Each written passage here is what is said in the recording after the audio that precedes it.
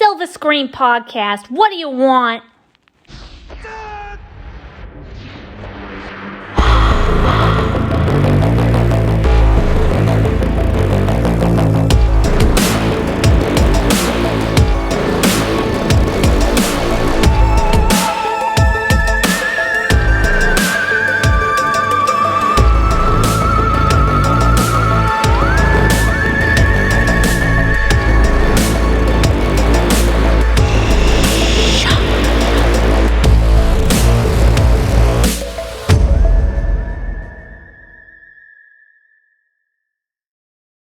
Hey there, cultists. What's this, you ask? Another episode of Cult Classics right in the middle of the month?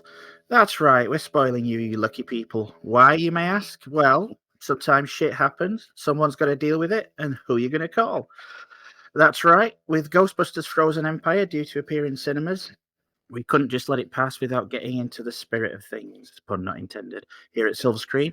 And hey, even popular movies can be cult movies. So with that, we're getting in a special bonus episode as we take a look at the original 84 horror comedy classic. I'm DK, your host on this one. See what I did there? But fear not, I'm not alone to deal with both the undead and civil servants. Call it fate, call it luck, call it karma. Like the originals, there's four of us in the studio today to discuss this one.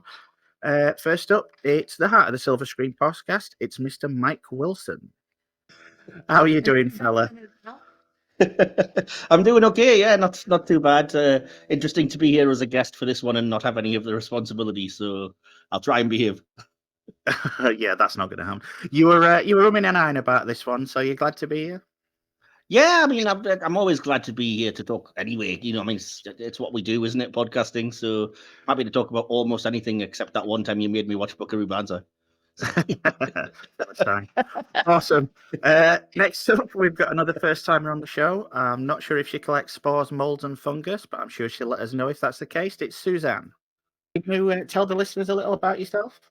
Well, I'm a longtime nerd, and I'm also I'm kind of your Zedmore of the group. I'm in it for a paycheck kind of person.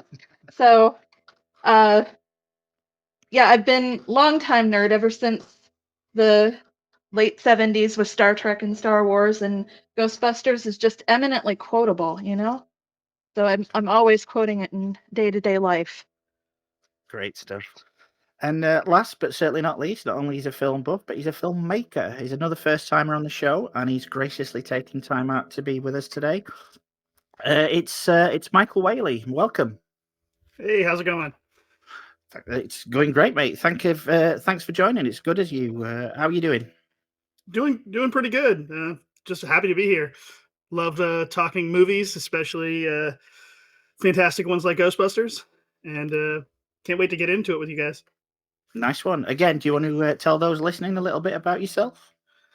Also a lifelong nerd, at least as far as I can remember. I don't know. I've always just loved movies, and from when I was a little kid, never was something that I thought I'd be making movies at one point, even working at Blockbuster when I was 18 or 19. Yeah, I just love movies, making them and watching them, and talking about them. Nice one. Well, as any regular listeners to the show will know, for those new to the Cult Classics, we always have one question to give to them to get the ball rolling. It helps to know their tastes. And on behalf of Mike and myself, it continues our little ongoing wager. So I'm going to pose this to both you, Michael and Suzanne, put you on the spot. I'm going to ask you guys, if you had to choose just one movie that you consider a cult classic as your favorite, what would that movie be and why? And I'm going to come to you first, Suzanne. I'll go with Clue. I absolutely love Clue anytime it's on, or if I'm ever feeling like it, I'll just toss it in. I know it almost word for word. And how about you, Michael? Well, Clue is amazing, and I literally just got the big anniversary edition Blu-ray for Christmas with a new poster that my wife got me, so it's great. I am going to go with another Tim Curry movie, though, and it's just something that my mom showed me when I was like 13, which, is questionable now, but Rocky Horror Picture Show. There's a lot of stuff that's great, but I mean, I think that one just sits close to my heart a lot, and it's so good on so many levels, so...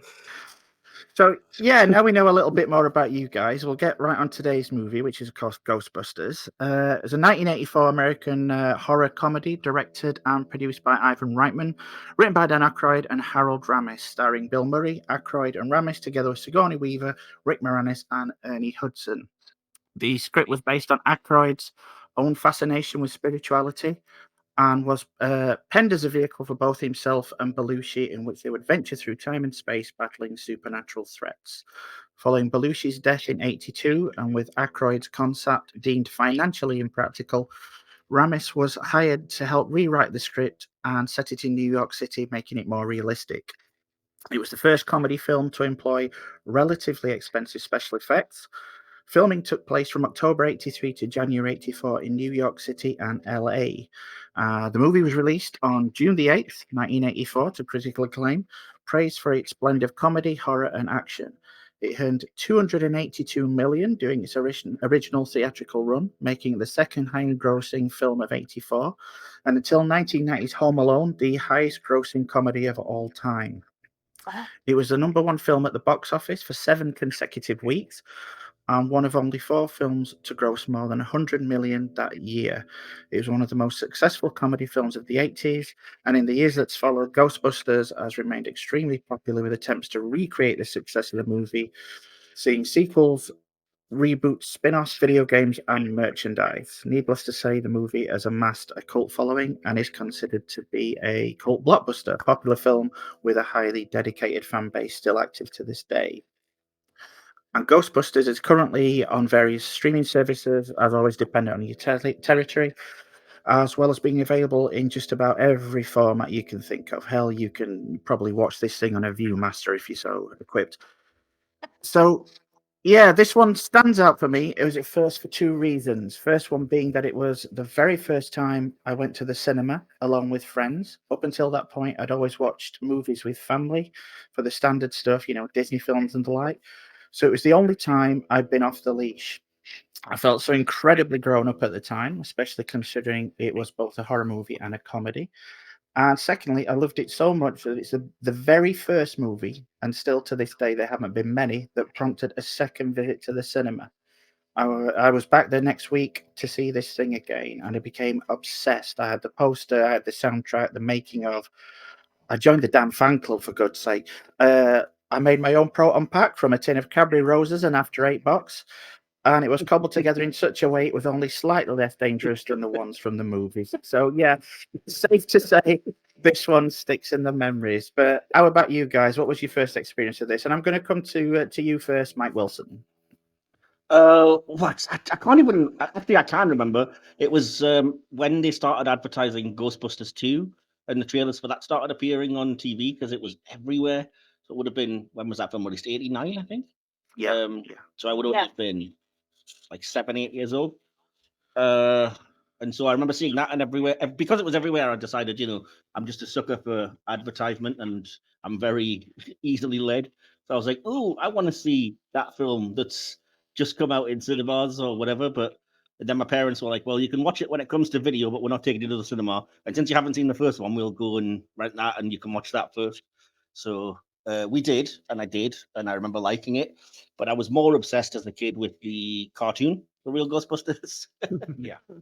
Which was everywhere. I mean, as you probably know, DK, in the UK, it was constantly on rotation on children's TV and stuff. Yeah. And yeah, I mean, myself and my cousin obviously had all of the toys, which it feels weird at times thinking like this movie prompted like a load of kids' toys and stuff, but we had like the Firehouse and the Ecto One and the toy action figures and everything. So, yeah. Nice one. What about you, Whaley? Well, I was 4 when it came out, so I did not see it at the theater, unfortunately. It's a regret I have, obviously. I think it was something similar to Mike's with I think the second one was coming out, and I was like 9 or 10, and I asked about it. I saw a commercial and asked about it, and my mom and were like, hey, well, if you're going to like this one, we're going to see this one first. We went and rented it, and then so I saw that when I was like 9 or 10, and I think we also grew up very poor, so I think we also waited just for it to come out on video for the second one too before I saw it, because as a child, I didn't go to the theater much, but I did a few times. But I know I didn't see Ghostbusters 2 at the theater. So, but yeah, it's very similar. That I just saw a preview for part 2, and then I knew about the cartoon and stuff like that. And they were like, "Well, watch the first one," and I did, and I was, whoa, this is amazing. And what about you, Suzanne? Any memories for this? Well, I suspect I'm the oldest of the group. I was 10 when it came out, but kind of weird because I grew up in the woods of Pennsylvania and with I'm not going to say deeply religious, but Pentecostal family. So you didn't go see movies about ghosts. But for some reason, it caught my mom's eye. And if it caught my mom's eye, we were allowed to watch it.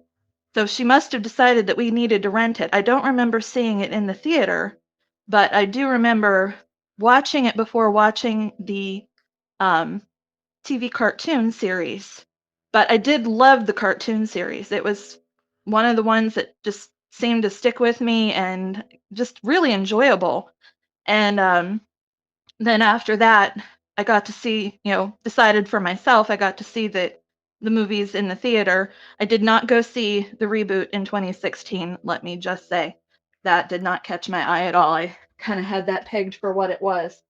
But yeah, I absolutely loved the movie, and again, it kind of fits in. I don't mean to bring this whole point of view to the whole thing, and I'm not trying to bring it down, but there was that whole scare with the Christians and everything ghosty and everything Dungeons and Dragons, and that was kind of my life at the time, and you felt a bit like a rebel going to see this movie, and but it was actually very well done, very funny, and you gotta love the Marshmallow Man at the end. So that's kind of where I'm coming from. Like I said, I don't remember seeing it in the theater the first time, but I do remember seeing the other one, the second one, and then Afterlife in the theater. So Well, as did our previous episode, Dune, it's been 40 years since this one's released. Kind of hard to believe both of those came out the same year, to be honest. Do you think it's aged well? Do you think it holds up? Have your impressions changed since you first saw this thing? And I'm going to open the floor to anybody who wants to jump in on this one. oh yeah, I think it's held up very well. It seems to ring like a classic. There's nothing that really dates it. Even the vehicles, because they chose a vehicle from the 50s. There's no way to actually date this movie now. Just by the vehicles or by what they're wearing. And yeah, I think it holds up really well. The dialogue's not too trendy or full of jargon or any kind of slang of the time. It's very well written, and yeah, I think it holds up well. Yeah, I was going to say, I think it holds up well with the exception of some of the special effects, but for the time and what it is, it's still fantastic. But yeah, like other than like the only thing that dates it to me is like, especially the scene in Rick Moranis's Louis Tully's apartment with the as he's like, who brought a dog? When it's coming through the door and everything else like that. Yeah. It's like it lands on the table with all the food and stuff like that. The effects there are, like I said, still held up for long periods of time, but in today's standards, obviously, they're not as great. But other than that, yeah, everything's still fantastic with it. And just to be awkward, and conversely, I think the parts of it haven't held up all that well. I think a lot of it does, and I would say the special effects 90% do. The likes of the vehicles and the production design and everything does. But I think, controversially perhaps, I don't think Venkman would fly as a hero today. He's very iffy. Oh, Well, I don't know. He was still, I guess you would consider woke with some things. He's like, oh, I'm not going to take advantage of you, even though I want to be with you because you're possessed. Yeah. He doesn't take advantage of things or stuff like that, but it's borderline too much. And I think across that the two movies, there's growth, and I think that is the point: is that he starts off with a group and then eventually settles down with Dana. But like I said, I think a lot of the stuff that we find funny from our generation, from the start of the movie in particular, the whole like experiments and telling the hot female, oh, you're guessing everything right, and then electrocuting the guy. that kind of scene nowadays, you're not going to get away with doing that from your hero as like your introduction and still find it funny and not just be like, this is just really creepy, man. As a female, even from the start, I was creeped out by him, especially with how he was treating his co-ed. That was that was just wrong, man. But as it progressed, you could see the gentleman, because hey, he's now faced, instead of with these teeny bopper college age girls, he's now faced with a real woman who has a real opinion, who can walk away and has no problem with it. And now all of a sudden he stepped up his game. I was kind of keeping an eye on that. I watched both the first and second ones last night, and I was keeping an eye on that aspect. And that's exactly what he's doing. All of a sudden he's like, hey, wait a minute, this is a real woman. I don't know what to do with those. Let's be a gentleman here and let's not tick her off or she'll go away, you know? Yeah. I read a thing, an article. It was a review of the original Ghostbusters quite a while ago, and they were slagging it off because they were saying, looking back, it kind of infantilizes men. They say that's why it appeals to kids as such, because you're watching these grown men, and these grown men are just acting like kids. And my first thought was, does this person not know any grown men? Because that's exactly how I live day to day. And if I had the money that Ray had, I would be buying that firehouse. For sure. I think part of it, though, is that they're all such narrowly drawn, almost stereotypes. Like, it's fantastic that they have such a mix of characters, but at the same time, they never go outside of their box, so that you immediately identify, like, as a kid, oh, Egon's the brainy one. Ray is the serious one who's just luckless. Peter is the one everybody's going to like because he's the sassy, smart mouth guy. Winston is the whole, I don't even want to be here, but I'm here for a paycheck type guy. And they never really step outside of those roles. Yeah. Ernie Hudson himself, he said, I love the character and he's got some great lines, but I felt he was just kind of there. He says, I'm very thankful to Ivan for casting me, and I'm very thankful that fans appreciate the Winston character, but it's always been very frustrating and kind of a love-hate thing, I guess. And I think that was partly down to the fact that when he took the script, it was originally written for obviously Murphy, and then he took the role, and then the Winston character was really narrowed down for the next revision. Yeah, I mean, I kind of see why you would, when you've got Bill Murray improvising and doing something kind of special, I get why you would increase his role. But the fact that it's at the expense of, as you said, the person of color, because it's not Eddie Murphy, and so you're just like, oh, well, we'll narrow his role down. I mean, it's 45 minutes into an hour and 45 movie before he shows up, which is pretty dodgy. Yeah. I do believe Thrown in. Yeah, I do believe that the script originally, it was Winston that got slimed in the Sedgwick rather than the Murray character. So yeah, which I mean, it comes up. I mean, obviously there were quite a few names tossed around for this one. I mean, I couldn't believe that Michael Keaton was up for the role of both Venkman and Egon Spengler, but. Yeah, obviously you had Belushi, you've got Eddie Murphy, you've got John Candy, who are all up for this. How different do you think it would have been? I mean, I think it still would have come across like it does, like an almost SNL type movie, because they're all talented comedians and they would have done their thing. So it wouldn't have been that different, especially considering Ramis and Reitman's script was quite tight, and it kind of it manages to keep the horror element without the comedy seeming to undercut it, which a lot of comedy horror doesn't do. Which it always strikes me when I'm watching it, like when you get to the scenes of, oh, the apocalypse is coming and the skies are getting dark and we free the ghost. It's actually, the film itself takes that moment really seriously, as opposed to playing it just like, wacky, all the ghosts are out. And you can be sarcastic and funny amongst that, as they are, but I think you risk just veering into complete slapstick, and I don't think anybody that you mentioned would have done that. They would have had that kind of comedy chops, and they would have kept with that script. Yeah, I do. I think that's a really standout scene, actually. The one that you bring up. Are you on about the one with Aykroyd where he's talking to Hudson in the car? Well, partly, yeah, but then after that, when they actually do, like when Walter Peck or whatever he's called, when he does actually free all the ghosts, and then the film itself, like the music is dramatic and it plays. There's not a gag or anything in it. It just plays it like the demon dogs are unleashing and the sky's going dark and there's lightning. And I was like, this is actually like, if you just watched this 2 minutes in isolation, this is a horror movie. And the director has the confidence to be like, we don't have to have a joke every 2 minutes.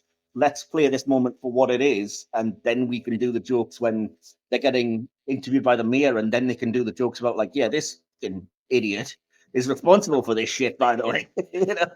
Good horror comedies definitely know the balance with that. And I do agree with Mike that with other people in there knowing how they're professionals, it would have been very similar. I mean, there would probably been different, line reads and stuff like that. Something else may have been funny or something may have been less funnier than what the current, the iteration we have is. But I think it still would have been good. Yeah. Writing is the key. I mean, good writing begets everything else at some points. Yeah, apparently Candy wanted to play Lois because he was up for the role of Lois. He wanted to play him with a really exaggerated German accent. I remember reading that. Yeah, and Reitman said, no, we're not going to go that way. This is a New York comedy. We want a New York. And apparently Candy just didn't want it. So that same day, he gave he sent the script to Rick Moranis. And I believe in like 4 hours, Rick Moranis got back to him and said, I want you to thank John Candy for turning this down because I can use this. Love Rick Moranis. So I'm going to ask, does anybody have a standout performer in this that you think just nails it? Well, I've already said I think Bill Murray basically steals the show, but I think they are aware of that. And I think that maybe, again, I'm bringing a bit much of the actor to the character, but I think at times he is a little bit too aware of it and too smug and too proud of himself, if you know what I mean. So at times it comes off a tad annoying because it's like, give the other characters something to do, you smartass. Do you know what I mean? I think for just knowing who he is and how he is, I mean, it's a smaller part, but I still love the Louis Tully character. I think Rick Moranis does a fantastic job with that, and being like, you can obviously tell that's like a completely thought out character that he's created in the world, even if it wasn't all there in the script. And the things he brought to it, I'm curious. Like, honestly, I'd like to read what the script said for his character and then go back and compare it. But yeah, I think Rick Moranis' Louis Tully is definitely a standout. I mean, they're all so good. Sigourney Weaver's amazing in it, and I was just going to say, I think Sigourney Weaver would be the other standout because it's such a different role. Like, she was so known for Alien and the kind of horror, badass female sort of lead character, that taking a supporting role without any of those kind of sort of things hanging off it or any of that pressure. And she's really, really, really good. And that's the thing. I know she likes doing comedy, and like this would be this. But of course, in Hollywood and anything, honestly, even non-Hollywood things, people are like, "Oh, you're the fat funny guy, or you're the so and so," and they don't think you can do anything else. And and that's not necessarily, you're an actor. You can do anything if you really want to. Even this movie's like comedy horror, so it's still kind of in the wheelhouse. But she was an absolute revelation when it came to Galaxy Quest because she was Yes. Well, in my opinion, I do think that Annie Potts kind of came out as a good character, because she's, if you've seen Designing Women, it's definitely not Janine Melnitz, and if you've seen any of her other work, it's definitely not Young Sheldon. Does that count? Well, in that she's a bit more what she was in Designing Women, but like just a little more over the top, I think. But as Janine, you'd heard her with her Southern accent, and you didn't know she could do a New York accent, and she was just absolutely believable as a tired secretary, I did like Ghostbusters. What do you want? Going back to Sigourney Weaver. She did mention, she said that she once had a fire in her apartment. And this was after the movie came out. And the firemen came to put it out. And one of them opened up a refrigerator and said, "Whoa, you better call the Ghostbusters." And talking about the acting, William Atherton, what's everybody's reaction to Walter Peck? I hated him so much. He's one of the like 3 actors from the 80s that just was so good at playing such a asshole character that you just almost didn't like the actor. Like, you saw him in other things, like, oh, this piece of shit. Like, he he was so good at playing that character and being Walter Peck that it's just I hated him so much. Anytime post 80s when you saw that guy in the street, you're gonna be pelting him with like food and stuff like he's a dick. He said he was actually, the actor was actually furious. He got really upset by how people were treating him in real life. He said he couldn't even go to a bar without people wanting to pick a fight with him. And Yeah, I just read that too. yeah, and he was also walking down a stretch of 7th Avenue in New York City. It was entirely crowded with school buses, and all the children were shouting out of the buses at the top of their lungs, "Hey, Dickless!" I mean, it's directed by Reitman. Obviously, you know, he had form with this. He did Meatballs, Stripes. Later on, he did Twins, Kindergarten Cop, and Afterlife is helmed by, you know, obviously his son, you know, Jason. So, Jason. yeah, what are your thoughts on the direction of this one? I mean, Ivan Reitman was a fantastic director on many comedies. He did do horror comedy in this, and like Stripes, he did action comedy. Well, I guess it is action comedy. Like I don't know, he's just very good at comedy and blurring genres. And so I thought the direction on this was great. Any particular standout moments for any of you guys? The eggs boiling and the dog in the fridge scene I actually quite like. The montage of the Ghostbusters activity with that cool song, and then it's showing you like magazines and news and Larry King and Casey Kasem and stuff like that. And at the end, I noticed there's some actually really brilliantly framed shots, mostly involving Sigourney Weaver, though that might just have been me paying extra attention. It's the way she's framed when she's like laying on the thing, or when she's stood like next to the altar and stuff. I was like, these are like paintings almost, and it's a fantastic. It's a good eye to have with a director to know where to frame these things. Plus, I mean, the sense of scale that the Stay Puft Marshmallow Man has, which is so weird when you think it is just a guy in a suit, but it looks huge. And Yeah. that's not easy to do without just coming across as, oh, it's a bad green screen of a dude in a suit. Production design on this is really well, with the exception of, and Michael pointed it out earlier, the terror dog when it comes out of Lois's bedroom and then runs across the street chasing him. That hasn't aged well at all. I think everything else pretty much holds up, but that still looks a little suspect. When they're practical effects, like when you can tell when they cut between them, it looks great.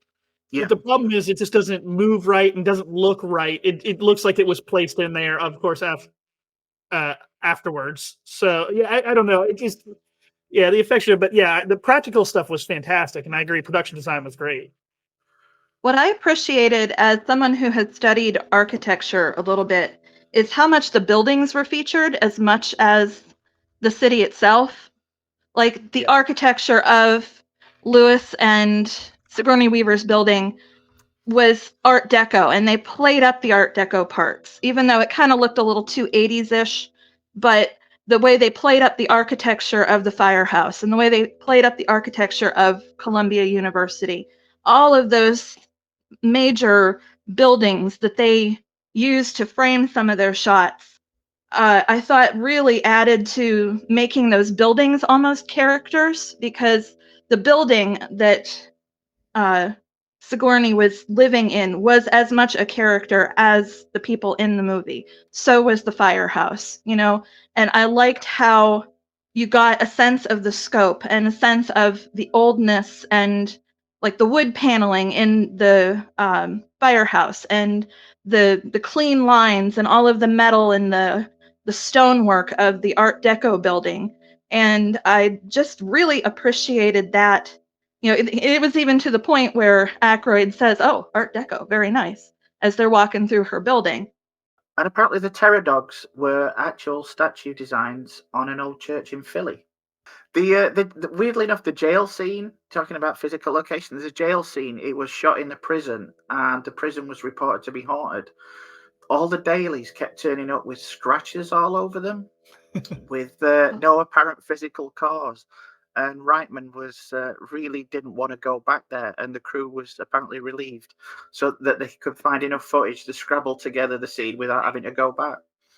Oh, wow. That actually makes sense in hindsight. Watching that scene, it seems edited like there wasn't a lot of coverage. So yeah, that makes sense. Yeah. obviously it's Columbia Pictures' highest grossing movie, of all time when adjusted by inflation. And you do get a sense very much that it was capturing lightning in a bottle.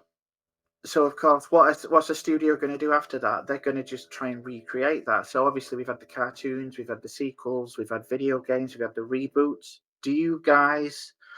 And I know you've got something to say about this, Mike. Do you guys think it's something that holds up a franchise in that respect, or do you think it would have been much? You're stepping on my conclusion here, though. No, not everything has to be a franchise. And I think it's fantastic that it birthed the cartoon, and that's where it kind of works. And I'm all for that cartoon. I love it, and it was kind of adapted for kids. They took little things like the sliming Venkman, and that became a running joke with the cartoon. Great, love it, all works. But for me, there's yet to be an anyway decent sequel to this movie, and I've seen all three of them, and I just think no, doesn't work. You didn't like Afterlife? Nope, hated it. Absolutely. For me, it was the worst example of let's just do the film again. It brought nothing new to the table, and then it exhumed the dead for an extra insult. No.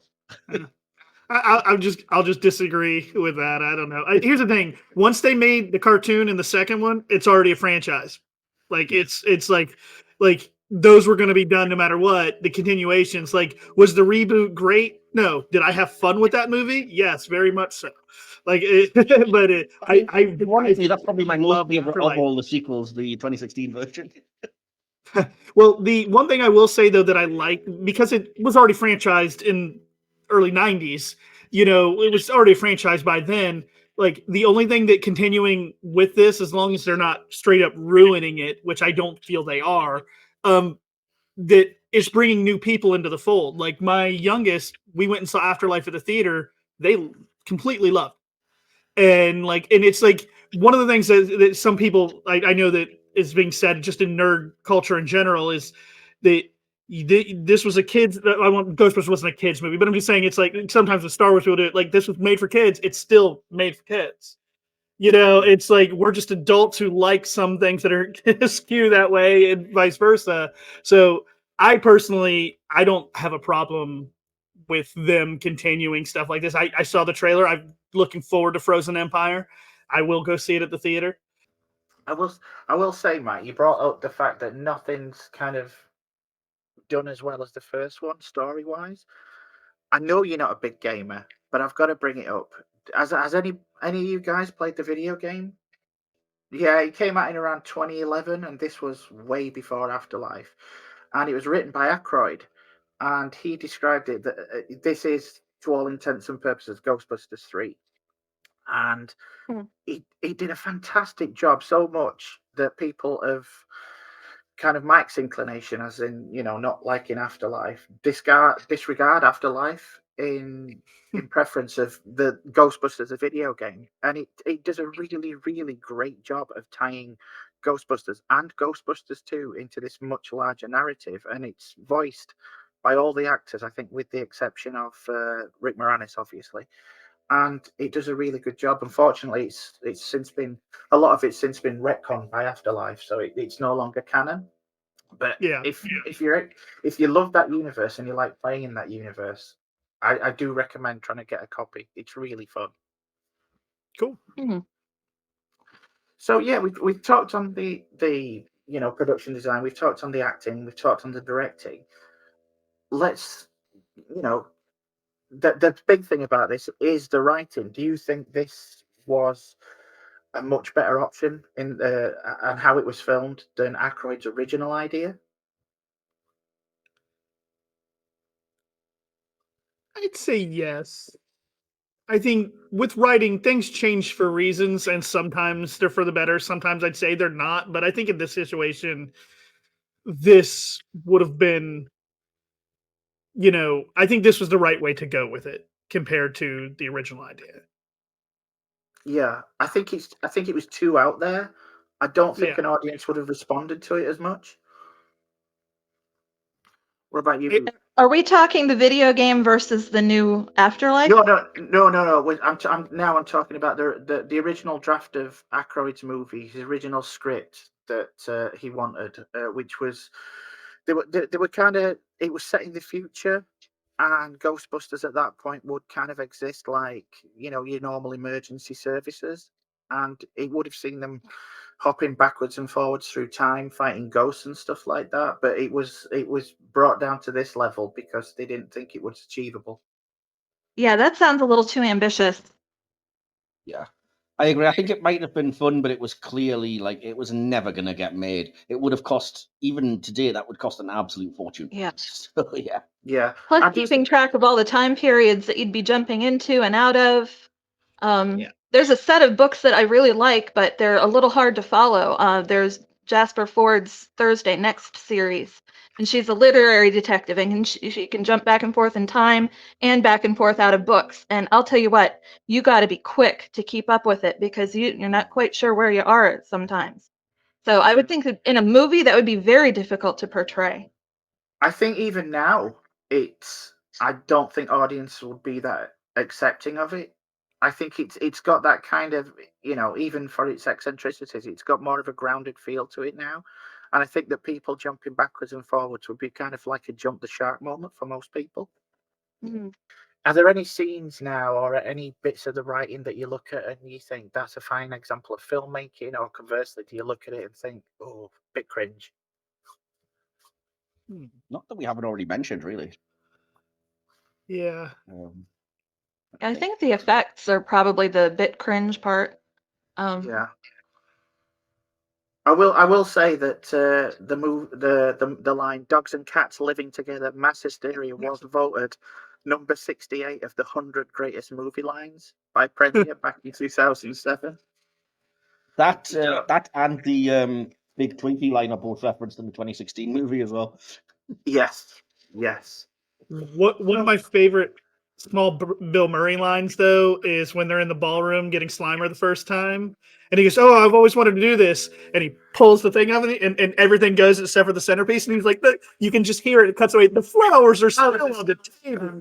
Yeah. Still, like one of my favorite. I laugh so much at that line every time, Yeah. and I know it's coming. I look forward to it. It's like a little highlight because they don't focus on it, and it's just Yeah. it's just there. I love that. So yeah, which I mean that brings us to the sound design. It's certainly got its own kind of sound, this thing, but on top of that, it's got Elmer Bernstein doing the score. And I mean, this guy did Killer Mockingbird, Cape Fear, Ten Commandments, Magnificent Seven, Great Escape. He's phenomenal. So to land him, they did a fantastic job. But not only that, to me, it's very 80s, but I still think this thing's got a killer soundtrack. For sure. Definitely. And that I believe it's Magic song really gets me every time. It's just so funky. I don't think I'd ever heard it played on the radio, but in this movie, it's perfect. But it's also such an interesting song. It doesn't sound cheesy, synthesized like most 80s music did, but it does sound synthesized, and it's really kind of a bold, slightly creepy sound, and I loved it. Again, it's another one of those soundtracks that's always been on my player since I first got it, and I first got the album back when the movie came out. So I'm still a big fan of "Saving the Day" by the Alessi Brothers. Can't get enough of that. Yeah, I made a note of that as well. I don't think you can underestimate the impact of that title song either. It's one of those things where, again, like the movie Catches Lightning in a Bottle, that theme song is just, it's perfect. And it sets the tone and the mood so perfectly. It gets used multiple times in the movie, and it just gets you hyped from the moment the movie starts because it's so like upbeat and cheerful and matches the tone. I think perfectly. Yeah, especially when they're using that montage. Yeah. Oh yeah. Well, according to an interview with Mix Magazine, Ray Parker Jr., he tried to create that song in 2 days. And at 4:30 a.m., no doubt, stressing that he couldn't write anything, he saw a commercial for a drain company that reminded him of a scene from the film. And it helped him with the line, "Who are you going to call?" Although later on, I do believe he got sued, and he got sued quite successfully by Huey Lewis and the News for They said he It was wasn't using successful. I read up on this. No. Apparently, it was successful, but then Was he it? countersued later on, Yeah. and for I want a new drug. But I mean, obviously, in every sense of the word, it was a success. It was a blockbuster. Uh, by and large, the cult movies we've discussed have been a lot less popular than this one, and that's to put it mildly. While it is considered a cult movie, do you think you can have one that successfully straddles that line between success and cult? And do you think Ghostbusters is a cult classic in your view? And I'm going to ask you first, Wilson. I'm gonna defer because I actually addressed this in my conclusion, so I'll let you hear it then. No worries. What about you, Whaley? I do think you can have wildly successful things and still be cult classics. Just with the nerddom for them, like, people, start basically worshiping things as a religion almost, and it can still be wildly successful because good things are still good. It doesn't have to be a bad cult to be a cult classic, there. So I think that, yeah, it did it well, but I don't think that they're interchangeable. I mean, I don't think that they're different things. I think they can be both, as this movie to me proves. Cool. What about you, Suzanne? I think I agree. I don't see why cult has to mean low budget and low box office. Cult to me means you've got people behind it and you follow it, and it becomes this big collective enjoyment out of it. And I think that's what most really good cult movies are, is either for better or worse, depending on which, if you like the Mystery Science Theater cult versions, or if you like, Clue type cult versions. What makes them followable and what makes them really enjoyable as like with a group of people is that they're quotable and it's good dialogue and very well acted, very well delivered lines, and that the people behind it believe in it. That's what sold Sharknado so well. Is it was meant to be a cult. It was meant to be a spoof. It was meant to be something that was making fun of something else, and it became this whole cult thing all on its own because it's so enjoyable. It's so cheesy that you gotta love it. It's so quotable. It's so everybody that watches it gets a good time out of it. And I personally think that's what I mean. My friends and I are always quoting Ghostbusters to each other. Every time somebody asks you if you want coffee, you say yes, have some. Yes, have some. It's things like that that I think make it a cult. Is that you've got a following to it. Classic definition of cult is that you've got it may be out there, but you've got followers for it. I think it can be successful and a cult classic. Nice. Well, I can safely say that as far as this one goes, we've seen, and we've kicked its ass. But before we move on, do you guys think there's anything that we may have missed during the discussion? Anything that warrants a mention that you don't think we've covered? I have to mention it because it's on my avatar and we haven't brought it up. What the heck is the deal with this blowjob scene that's going on with Dan Aykroyd? I'll never understand how they're trying to make a family franchise out of a raucous 80s comedy where Dan Aykroyd gets a blowy from a ghost. It did do the dream sequence thing ahead of it, like that it was just a dream. Yeah. Like the screen goes sort of thing. And also, I mean, if we're gonna go other things in the whatchamacallit, Sigourney Weaver says, "I want you inside me" at one point. I mean, it was to get to Bill Murray's beautiful joke that just like, oh, it sounds like there's already two people in there. That's more than my limit. But one of the things I say we may have overlooked a little bit is just the genius of Harold Ramis. I mean, I know we talked about directing, but I mean him as Egon. It was very just subtle, that character, but it's so good. He did such a good job of that, and I didn't want to not at least say something about him more. He could convey a lot with just a look, and I love that about him. Yeah, for sure. Made it so odd. Made that such good character choices, and I believed that's exactly who he was. Great acting. Cool. In that case, as is the norm, we'll now get to our personal, preferences. So we'll move on to our highlights. I'm going to go straight in and say to you, Suzanne, have you got a favourite character or favourite actor in this one, and why? Favorite character is definitely Winston. Like I said, I related to him so well. I don't necessarily relate to a lot of the women as well, but the way he thought and that he was in it for a paycheck. I'll believe anything for a paycheck. I've worked that way before, and that just hit me so hard because there's just sometimes that you're so down and there's no the job that you want's not coming up, so you just take any old thing, and yeah, you'll believe. Sure, I'll believe that if there's a paycheck behind it. Sure. As for a favorite actor, I think Annie Potts is my favorite, just because I didn't know she had that kind of range before. But yeah, I think Annie just really hits it out of the park. What about you, Whaley? Do you have an MVP in this? And it's getting harder for this to be my favorite character because of how problematic it is. And it's super cliche, but it's just because I'm super sarcastic.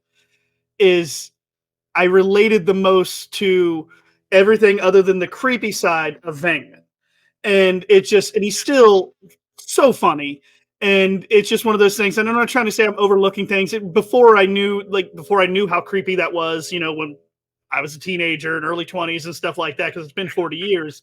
Like, I, of course, didn't notice any of that part of it. And he's just always been there. And I still think he is my favorite character. That he does grow and become better, obviously, but I think Venkman's still that. And my favorite actor, I still think, like I mentioned earlier, I think Rick Moranis is still my favorite in this. Yeah. I think I'm gonna have to go with you on character, and it's definitely Venkman. Yes, it is problematic, but I mean, it was my first experience of Bill Murray back then, and the guy just exudes confidence in this, and I think you connect with it. So that's the only thing I can say with regards to this. So what about you, Mike? I think the same. I think you can't really, unfortunately, although it is cliche and although it is problematic at times, you can't go past Bill Murray as Venkman. Although I'm almost loath to say it, not just because of how problematic it is, but because I think it's one of those times where they kind of took the wrong lesson, and it worked this time to let Murray have that kind of freedom and do that improvisation and let him overshadow everyone. But I think that they taking that as like, oh, we should do this, has led to a lot of not just Murray's career, but other actors who have like, I'm going to storm in and take over this film, and it'll all be for, me and my comedy chops. And I don't think that usually works. So I think it was a mistake to think that it was because of that. I think it was more of a fluke, if you know what I mean. But it's hard to deny that Venkman is the key character and the popular one walking away from this movie. And is there anything about this one that to you is just cinematic perfection, something that makes you love it, be it a scene, line of dialogue, especially for anything? And I'm going to go back around with this one, so I'll say, go for it, Mike. Well, with me, I mean, there's a few things that I could mention, and I like the way that the sort of Stay Puft Marshmallow Man is set up early on. I like that they kind of do the Chekhov's Deus Ex Machina across the streams thing. The idea of introducing its own mythology and stuff, the escalation of the story. Loads of little funny moments, like the heroic moment, and then they're trudging up the stairs, stuff like that. And obviously, we've talked at length about all of the lines. We'd be here all day if I started doing that. But and I've already talked about it. My actual key moment is just how effectively the reveal happens of the Stay Puft Marshmallow Man as he first comes around that corner. Because, like I said, it's a combination of like the humor when you realize what Ray has done and the ridiculousness of it, coupled with how well directed it is when it's like, oh shit, this massive thing is just storming through New York. This is serious, even though it's hilarious. And I think it's the perfect encapsulation of this film that it's like there's a destroyer that's going to destroy the world. It's also like a friendly sailor corporate mascot, Nice. I will say it's for me. It's the hotel scene. That's where, to me, that's where the tone of the movie set. Where Murray says, "Yeah, let's split up. We can do more damage that way." And I just from then on, it just kicks it into high gear, and I love that thing. So I'm going to come to you next, Whaley. What's your favorite bit about this movie? I think the thing that set up everything in the movie, like the hotel scene's great, Stay Puft is great, and I love all those, but it's the opening of the movie in the library when the ghosts, with their interaction with the ghost, and then just running after it scares them, was exactly what any human would probably do. Well, the very first time they're actually like, "Oh my god, it's a ghost," and then it's like, "Oh shit, it's trying to get us," and then we'll be back later. Like, that set the tone for the entire thing for me, and that's I guess what made it, like, to me, like, everything else is great. Like, honestly, picking my favorite scene is somebody who's neurodivergent like me. It's almost impossible. Like, I love so many of them in this movie, but yeah, I think that opening scene in the library is what really was like, oh, I know what I'm in for. This is gonna be great. I do love how that scene bookends as well, because it's like they send Ray to talk to the librarian ghost. It's like, go on then, Ray, you do it. And then at the end of the film, Venkman does exactly the same with Gozer. He's like, we should all talk to her. Well, Ray, he has to again be the luckless one that's like, hi, that's my authority. I'm going to try whatever. Awesome. What about you, Suzanne? What's your favorite aspect of this film? I think my favorite aspect of it is that there is a scene where they're just eating Chinese around the table, and they're saying that this represents the last of the petty cash. And that's what hits it home for me in believing that this is just another emergency service. Because that's exactly how they are at the hospital. That's how they are at the police station. That's how they are at the fire department. They're just sitting around, they're waiting for the call, they're eating probably a very bad meal, and they're looking around at each other, and all of a sudden that's when everything hits and they have to jump into gear and jump into action. But it's also, you kind of have that thought of, if you don't have any patients, you don't have any paycheck. If you don't have any ghosts, you don't have a paycheck. And it's that earthiness of it really being an emergency service. And that scene in the firehouse where they're eating the Chinese with the last of the petty cash is what really kind of seals it for me. Nice.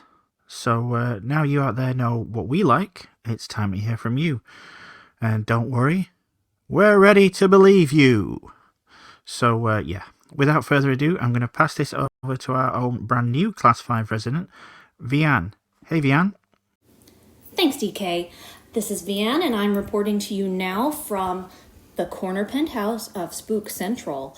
Looks like there was quite a bit of discussion, maybe unsurprising due to the classic nature of the Ghostbusters Original 1984 and the revival of the franchise with the upcoming Frozen Empire.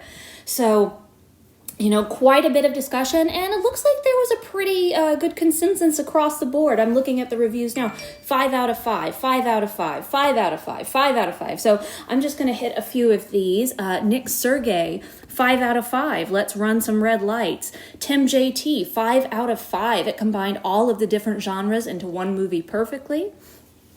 Ryan Reeves, that's what we call a Class 5. Full Roaming Vapor, the best one of the lot, wink. Let's see, Sam Lonsberry, 5 out of 5. It's a solid family movie that doesn't lean too hard into one genre, but balances multiple genres perfectly. It also shows how if you believe in yourself, you can do whatever you want and be whoever you want. Doesn't matter what anyone else says about you, and Winston shows that you don't have to be a scientist or have a higher than average IQ to do it. I would argue Winston probably does have a higher than average IQ, but that's beside the point. Let's see. Craig Hay, 5 out of 5. Gerson Linares, 5. This movie is iconic. I think iconic is probably the one word for this movie, but I'll come back to my own opinion in a bit. Let's see. Chew Innocent, 5 out of 5. Was magical when I was a kid, and now as an adult, it's just wonderful nostalgia. I watch those movies when things get tough, and they help me relax. So many wonderful comments and wonderful reviews from people. Let's see, there was one I really did want to touch on. William Cardona says 5 out of 5. Apart from growing up watching it, when I started dating my now fiance, she had never seen Ghostbusters. On our third date, I came over to her apartment with my Ghostbusters Blu-ray. She liked it, however, not as much at first. This was November 2019. Fast forward to a couple of months later when the quarantine hit us. We decided not to see each other until this COVID mess cools down for the safety of my parents and her roommate. During quarantine, she would call me just to tell me that she is watching Ghostbusters and thinking of me. Ghostbusters became our bridge when we were apart for a couple of months.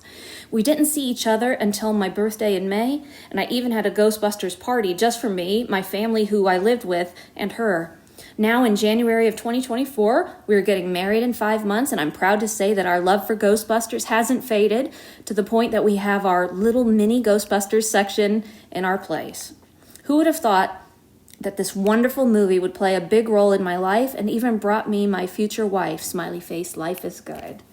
I love hearing that. Ghostbusters, or Ghost Bubbers as we call it in our family, because my niece couldn't pronounce it right when she was little, has been a part of my life for as long as I remember. I was born in 83, it came out in 84, and I don't remember a time, I was the youngest, so you know how it is with younger kids in the family, we get exposed to stuff earlier than maybe the older siblings, and this was a big movie for my family. It was one we all actually agreed on and laughed about.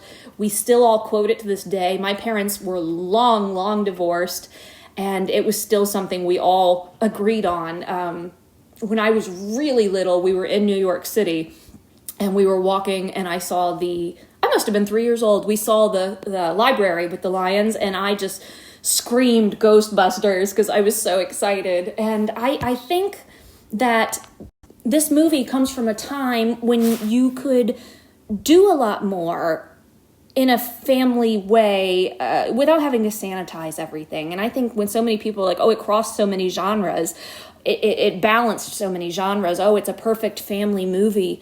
I think that's what they're talking about, because I feel like with Ghostbusters today, it would be for an older audience. And I know it wasn't marketed to kids. I know a lot of kids came to it through the cartoon. But I just think it's really one of those films that speaks to everybody regardless of age. So now I will say there were a few dissenting opinions. And again, some people coming to it through the cartoon. But the one that stuck out to me was somebody gave it, I'm in for 4.5 stars. This movie is so brilliant that even its fans don't get most of the jokes and references after years of watching. And I'm like, okay, dude. But, to each their own. Anyway, I think that the consensus is this is a 5 out of 5. And anybody who argues with it is getting cross streams. That's what I say. So back to you, DK. Thank you for that, Vian. It's very much appreciated, and I look forward to you haunting us once again in coming episodes. Thank you to everyone who took part in this one. Apologies again if we didn't manage to read out your response, but as always, they're very much appreciated. A special shout out to those in the Ghostbusters Facebook group for chiming in with this one. If there's ever a group that we're glad to have taken part, it's you guys. So thanks for that. And with that, it's time to round things off with our final thoughts. So, Mike, what are your final thoughts on this one, and score out of 5? It's a film that really caught lightning in a bottle and was so successful they've been running out in every storm with bottles ever since, trying to do it again. I can see a lot of reasons why the film really took off and became a legit cultural phenomena. I personally think it's way too well known and popular to be a cult film, though I admit that the fans are certainly comparable. As a kid, like I kind of alluded to with our review of Scrooge, there was a sense you were seeing something subversive, grown up, and almost forbidden. Multiple things leapt out of the movie and became icons: the song, the logo, the car, the gear, Slimer, Stay Puft. It's also not ashamed of its fantastical elements, which I think provokes the audience's imagination to let loose as well. Finally, it's genuinely very funny, with performers doing great stuff, but never undercutting the serious business of the plot, which Reitman, Aykroyd, and Ramis balance incredibly well. On the downside, some of the effects and attitudes have already dated terribly. It sometimes feels a bit too smug, and honestly, after so many viewings, it loses a bit of its sheen, so it might not have fantastic rewatchability. Or maybe I'm projecting my exhaustion from Sony's multiple lame attempts to make this quirky, outlandish comedy horror into a movie franchise that it really seems like it doesn't want to be. I still really dig the film, though. It's in every 80s child's DNA, but let's not pretend it's some shining beacon of cinema that should launch more stories in this fairly narrowly drawn world. And I give it 3.5 out of 5. 3.5. Fair enough. What about you, Suzanne? I definitely think it fits into the 80s child mentality. You didn't grow up in the 80s unless you saw it. And, that's where your Gen X card that's one of the holes that gets punched in your Gen X card. As for it being a shining example of cinematic ability, no, but it's good fun. I think it's going to be held up as a classic. I think it's not as dated as everyone may think it is, although, yeah, the effects are. As far as its longevity, I am just amazed that it's still the cash cow that it once was. I'm amazed at how many people are still involved in it. Still, obviously, we're still talking about it here now, almost 40 years later. And it, I think, just is kind of this thing that lives in our memories as a good time in the 80s. And it's always going to be the thing that people are going to remember fondly as they look back over it and as they watch it again. It loses some sheen as you watch it over and over, but I also think that I think the quotability of it makes it more fun. I think if you can watch it with a group of people and sit there and see who can outquote each other, I think that's where the fun of it lies for people our age. And honestly, I think I'll give it 4 out of 5 stars. Nice. What about you, Whaley? Ghostbusters is like a nice warm blanket. There's something about it to me that it's just always going to be there, and no matter how many times I watch it, the sheen is still there for me. It hasn't gone away. Like, there's some small things with it, with little problematic things here and there, but honestly, for movies in the 80s, this is nowhere near on the top of list of problematic movies or problematic themes or anything in a movie. But this one is just something that I think young people today can still watch and enjoy it. It just like us older people are still enjoying it. I don't know. It seems like it's always been there for me, and it's always going to be there for me if I want it to be, especially as long as I keep physical media. And I don't know. It's one of my favorites. It always has been since I was 10, and it's always going to be on that list of my top movies. So I'm gonna be the Ghostbusters fanboy and give it 5 out of 5 for me. But I think it's partially the movie and what the movie actually means to me, and it is why I go that far with it. I think realistically 4.5, but I'm gonna give it a 5. That's fair enough. Everybody's pretty much covered the points that I was going to say anyway.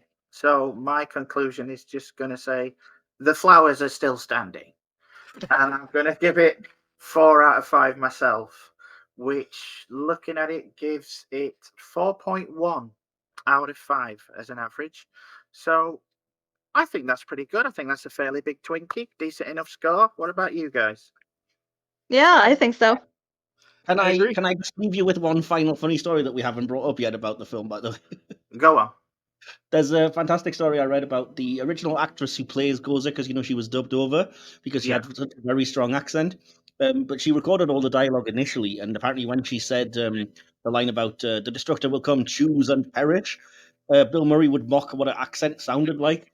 So apparently he constantly kept on saying, "We have no Jews and berries here," because that's what it sounded like she would say. Oh my God. Going back, do you know who was originally going to play Gozer? No. No. It was going to be Paul Rubens. Oh, right. What? I did hear that. I think I have heard that. Yeah, he was gonna turn up as Ivor Shandor at some point, and it was gonna be Paul Rubens. That would have been Pee-wee Gozer? No. Yeah, that would have been. Hey, actors are actors. Yeah, it's now been 40 years. They're still, to some extent, trying to recapture that lightning in a bottle. So it shows that this made quite an impact back in the day, and still, it still captures people's imaginations. So. Yeah, that pretty much wraps it up for this bonus episode. We hope you out there have enjoyed listening as much as we've enjoyed talking over each other. All that's left for me to do is thank my guest today for taking part. So, first of all, Mr. Wilson, I'd like to thank you for making that decision to join us. Thank you. You're very welcome. Thanks for having me, and I hope that there's something salvageable in the edit. Yes. Good luck, Nick. Anything you'd like to mention while you're here? No, I mean you know the usual stuff we mentioned. So you can find all of our links in the episode descriptions, and you can always find us on Silver Screen Podcast or Hit or Miss Star Trek Podcast or around. I'm on social media around the internet, and I tend to speak for DK because he's a hermit. So Yes, that's me. Cool. Also, a big thank you to our first timers here on Cult Classics for joining us today. Whaley, Suzanne, thank you. Have you had a pleasant time? Yes, it was fun. Thank you. Great time. Cool. Nice one. If the opportunity arises, would you be up for returning at some point? Yeah. For sure. Cool. Love to. Nice one. That's good to hear. I'll come to you first, Suzanne. Anything you'd like to plug while you're here? Any social media that the listeners can find you on? Unfortunately, no. I have no links. I have no social media other than Facebook. But if you find me on Facebook, hey, I'll accept your friend request. Cool. How about you, Michael? Any current upcoming projects you'd like to get the word out about? Any social media people can find you on? Sure. Instagram is always Michael Whaley. It's C Michael Whaley on Facebook, and I'm sure I think it's CM Whaley on Twitter. I will refuse to call it X. And I'm getting ready to start pre-production on a next short film horror comedy called Demon. Actually, February 1st, we're going to start some crowdfunding for it. But it's about a guy who summons a demon to help him out, but the demon's woke and the person's a misogynist, and it's pretty fun. When the demon is the voice of truth and good is what's funny about it. So I'm going to be crowdfunding for that shortly, and then hopefully in the next year and a half we'll do my first feature, which is going to be called Zombie Western Musical, and it's exactly what it sounds like. Oh, I want to see that. I want to see that already. Yeah, we'll make sure we put the links in the description so people can find you for the for not only for you but for the crowdfunding if you got it. So nice. Thank you all again for being part of this one, and thank you to you out there for being in on this one with us. If you've liked what you've heard, please like, subscribe, share the Silver Screen podcast with your friends to help spread the word. And if you're feeling particularly generous, tips on our Ko-fi account are always gratefully received. And as always, if you get the urge, you can reach out to us or Mike on social media. Links to both of those and the Ko-fi in the description.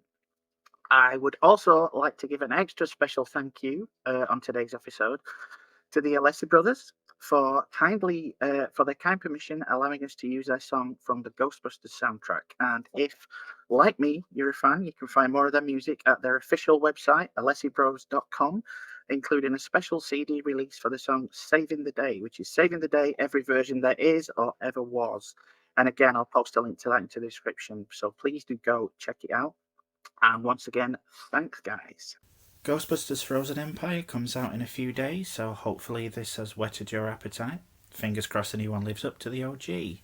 And if you do find it disappointing, don't worry, we'll be back in just a couple of weeks as we open up the coming month with a look at the seminal anime classic Akira. So put on your clown makeup, get your bike tuned up, and we'll see you there. Until then, folks, it's been a blast, and remember, when someone asks you if you're a god, you say yes. Night all. You have been listening to the Cult Classics Show, part of the Silver Screen Podcast. Created, written, and hosted by DK. Produced by Mike Wilson. Editing by Nick. Feedback section produced by Lady VN. Opening credits by Ian Sanderson.